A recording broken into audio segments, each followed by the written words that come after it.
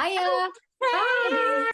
We have Wow. Junie again. Our lovely Junie has. Oh, Caddy will be back for the next week's shows, but Junie has been joining us for the last couple of weeks, and it's been lovely.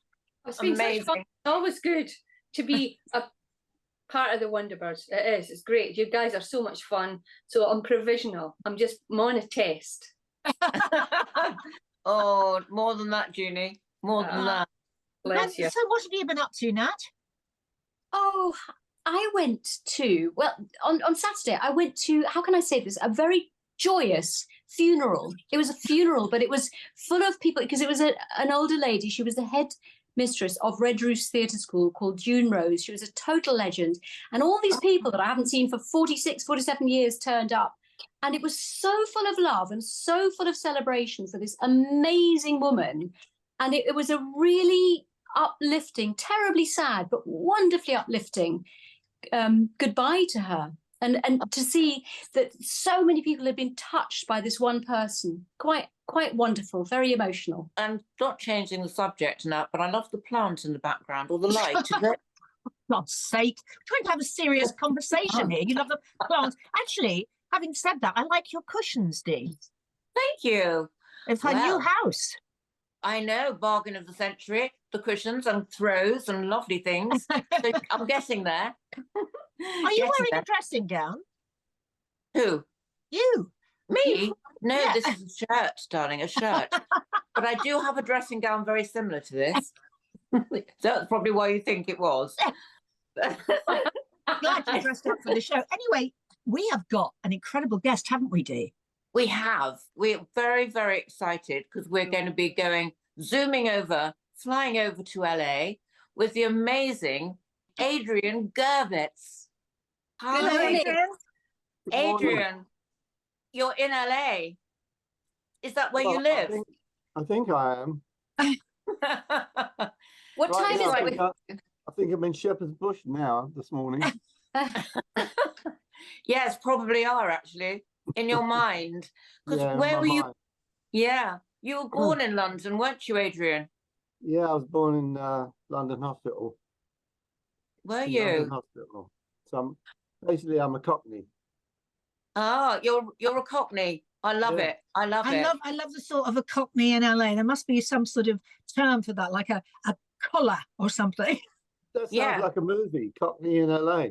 It does. I was going to say a song, actually. Yeah, or an album, actually. Cockney in LA. Yeah, Cockney in LA. Yeah. Fabulous. You could start singing My Old Man's a Dustman down Sunset Boulevard. Maybe not, Debbie. Stick to the day job, Debbie, please. I think that's stretching it a little bit. I'm always making music. I've been making music since I was, I don't know, 10 years old. Mm-hmm. It's been my lifelong friend. And that's really, it's so close to me. I just grew up in London. I had my first hit record when I was like 17 on Top of the Pops.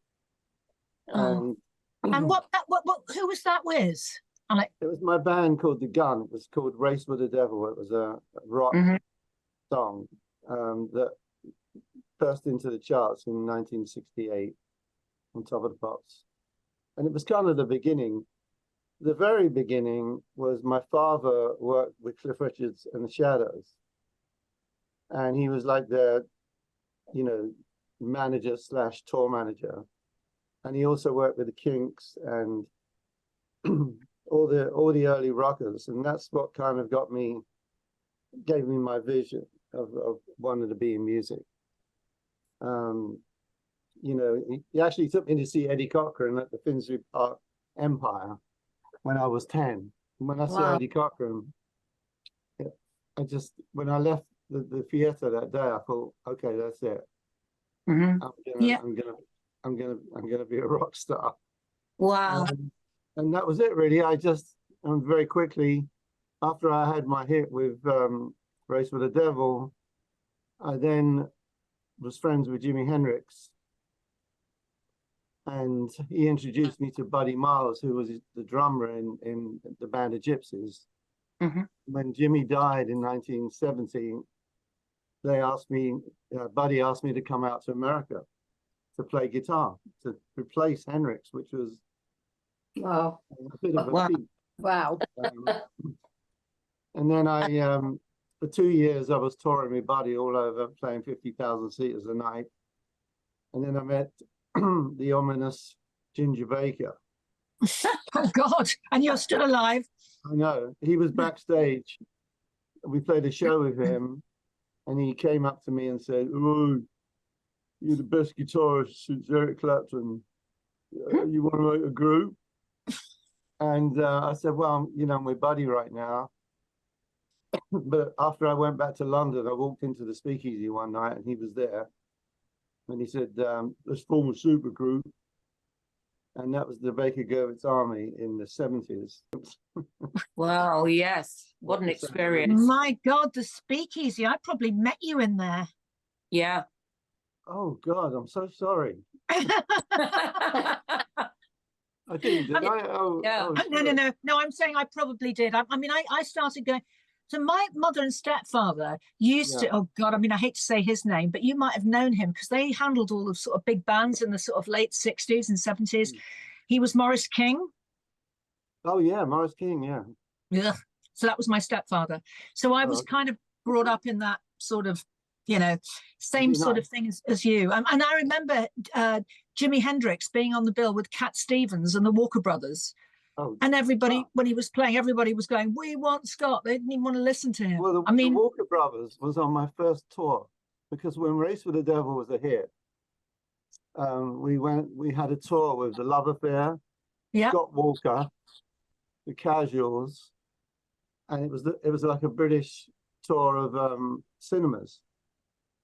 Terry Reid, and that was my first British tour, you know, after having a hit. So yeah, Scott Walker, he was a bit of a ladies' man. Yeah, but he also he was a bit weird. I mean, they were all bloody weird. But I mean, having grown up like that, and then I started going to the Speakeasy about 70, probably about 75, 76. Oh, well, then I probably had a bed in there. I used to live there. Yeah, we all used to. It was fab. It was the most fantastic club, wasn't it? It was the greatest club ever. You know, I even preferred it to Tramps. You know, Tramps was great, but the Speakeasy was always Luigi with the spaghetti bolognese. Oh yeah, Oh Luigi. yes. And the beef stroganoff. Oh yeah. Beef stroganoff and Nino. Yes. Nino, yeah. Yeah, it was just great, and all the faces that were always there. Oh, everybody was there. Everybody was there, and it was just one of those places. And we used to get up and jam like every other night. You know, you'd be in the restaurant. Hendrix would say, "Come on, mate, let's get up and play." I played with Hendrix twice and jammed with him twice there. And the Blazes. Blazes was a great club too. Yeah. I never went there. And also, there. Adrian, I have to say that didn't Hendrix say something about you at this big festival? Was it the Isle of Wight festival? And he mentioned you. He played Race for the Devil, my song, at the Isle of Wight. Yeah. I was actually at the side of the stage with my best friend, Ian. And all of a sudden, Hendrix starts playing my song. And my mate's going, AG, he's playing Race for the Devil. I mean, yeah, I love Jimmy. But to go to America when I was 20 and replace him. Incredible. And you're still making music. Tell us about your new album. Well, the new album is, for me, something very, very special. Because I've made 17 albums in my rock history of my own, let alone 20 or 30 albums with every artist you can imagine. Because I turned in when I left England to come to California, kind of became a producer, and I kind of turned my back on me being an artist for various reasons. One, my mother died very early of cancer, and after you know the song Classic. Yeah. Oh yeah. Well, after I heard that song, she died, and I couldn't really find it in myself to be an artist again at that point. I came to America and started producing and fell into a slot of, you know, writing for everybody and producing and not doing my own record. And I actually, ashamed to say that I did that for about 25 years, even though it was very cool sometimes, you know, working with all these great stars. But I did miss being Adrian and doing what Adrian loved. So about 6 months ago, I said to my wife, I just got to do, I got to do an album. I should have said I got to do a classic, going to write in an attic. But I said I have to do an album. I think she looked at me and said, "Are you nuts? Why do you want to do an album? You've done everything you ever wanted to do." I said, "Well, because I'm an artist. Yeah. An artist never wants to stop. I'd probably die if I stopped. You know, like I just don't want to stop making music." So I came into this room and I started to write, and then I didn't even know. I thought, well, what's my voice like? Is my voice going to be as great as what it used to be? And what am I writing about? And I think I wrote 3 or 4 songs first, and I thought, oh, this is rubbish. But then one morning I came in and I wrote that song, Blood, Sweat and Years, which is about what we all go through in life. And then I realized really what I wanted to say. I wanted to write lyrics and do a record that portrayed coming through the years and what it means, you know, to try and be happy and thankful, you know, for so many great things. And lyrically, if you listen to the album, you'll see what I mean.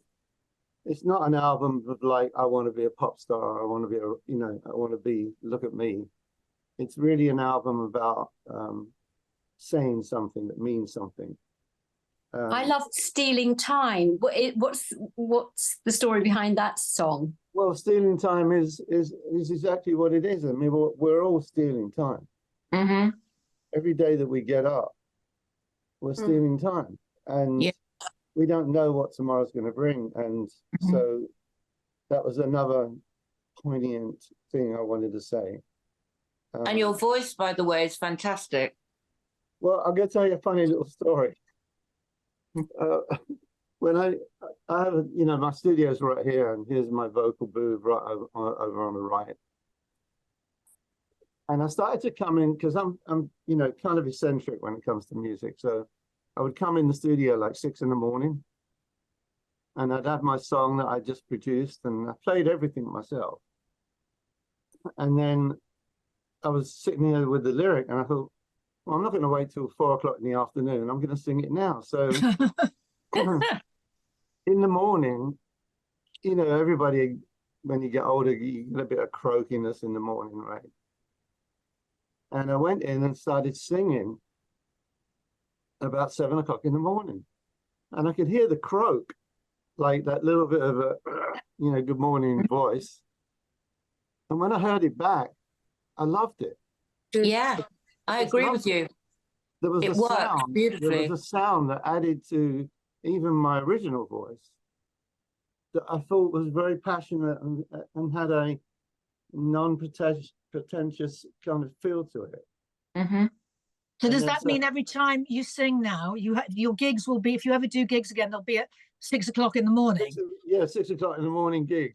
Come and see Adrian, 6 o'clock in the morning, today. So anyway, what is actually happening? Is it your vocal cords because you've been asleep all night? Is it that everything's very super relaxed? Because you all have a deeper voice in the morning. Is that what's happening? I don't know. Maybe it was, but I liked it so much that literally I did all the vocals on that album about 7 or 8 in the morning. And I went in there, and what it is also the purity of like just going for it, you know, and not being like, oh, okay, it's 4 o'clock, I'm trying to do my vocal. I just went in there and it was straight out of my heart. I know how Adrian sings because even back in the day when I was doing all the albums that I ever did, you know, the engineers used to say, "Oh, that was great, Adrian. You know, fantastic." And they go, "No, that's not right." And they go, "But it sounded great, but it's not right." And I would be insistent until I knew it was me, and my heart and my soul was in that voice. And that's because that's the only thing I think that cuts through to people. And you know, so anyway, that's how I basically did the album. And after Blood, Sweat and Years, the songs just opened up. You've dealt with a lot of people in life. You started very early, just very young, playing the guitar. But of all the people that you've worked with and all the work that you've done, who could you say that you actually looked up to or can still look up to and think, I really like them? You know, because I actually met Robert Fripp. He's a very good friend of mine. I didn't know who he was. I was interacting with Toya and I said, are you musical as well? And he said, I dabble a bit. Until he took me down to his office and it was like yours with all the guitars. And so I wondered, was there anyone that you look to in your profession that you think, I've got a bit of competition?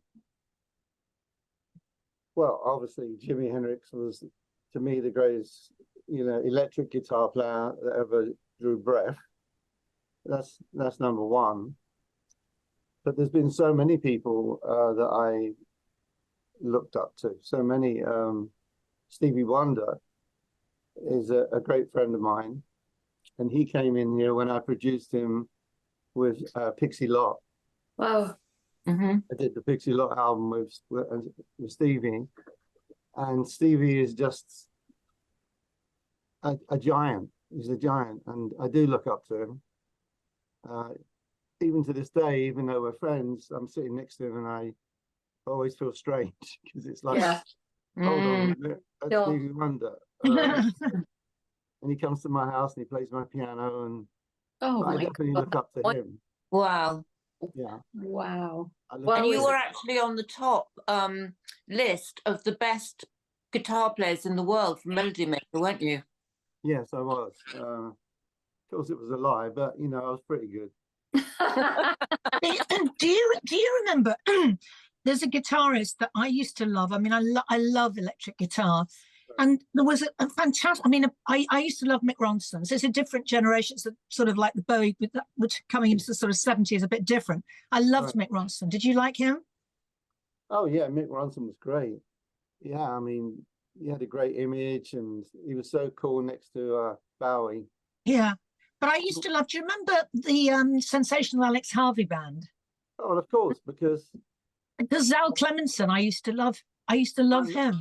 My manager, when I was with Ginger, was, you know, the Baker Gurvitz Army, he was Scottish, Bill Fahey, and he found Alex Harvey.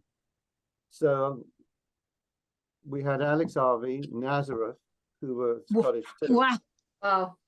People like yourselves are artists, are people that make a big impression in people's lives, that actually make a difference to them. When they die, they've left their mark. It's not like someone that just goes to the end of the road and buys a paper and goes home. You've touched so many people, and people that do die still continue to touch so many people with the music that lives on.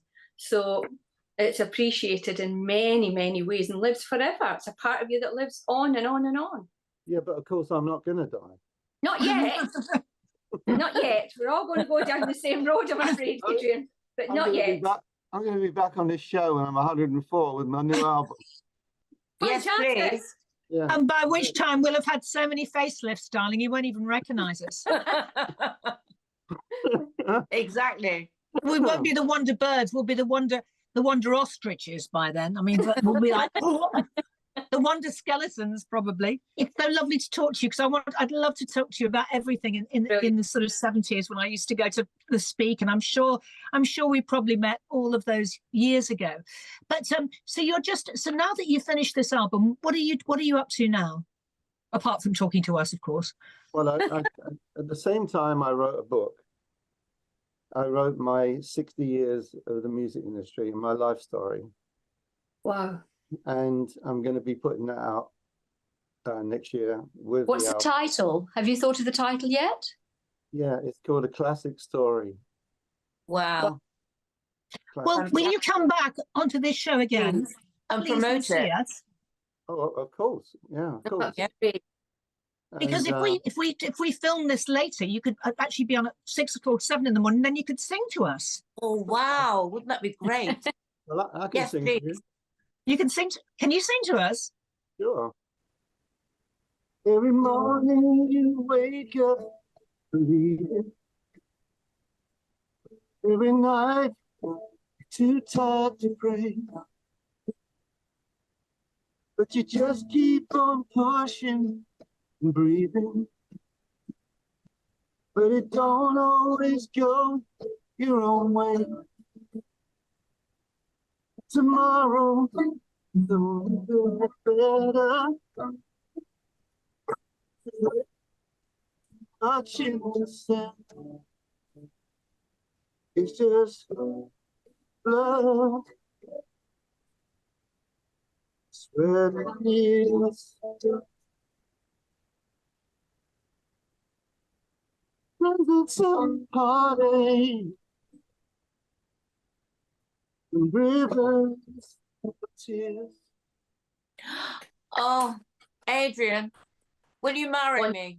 Oh my God, he's married, Dee. I know. Calm I don't down. care. Calm down. What a great thing. Yeah. That Thank your you for voice that. is stunning. Thank you. No, the one I've got is the keeper.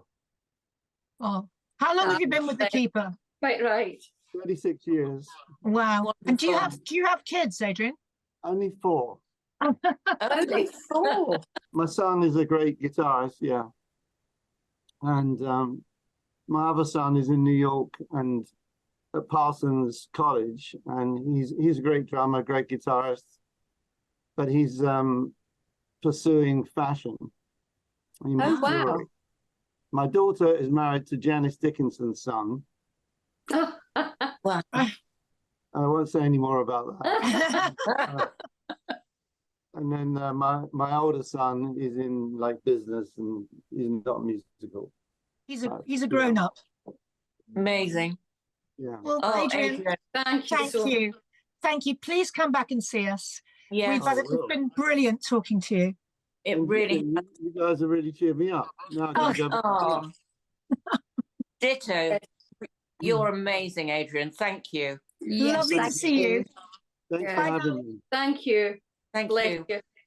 Bye, darling. Thanks, Bye darling. bye. Bye bye. Whoa. Oh my What? goodness. Yes. What a great guy. What a fantastic. Brilliant. Yep, we probably met him at the Speakeasy 100 times.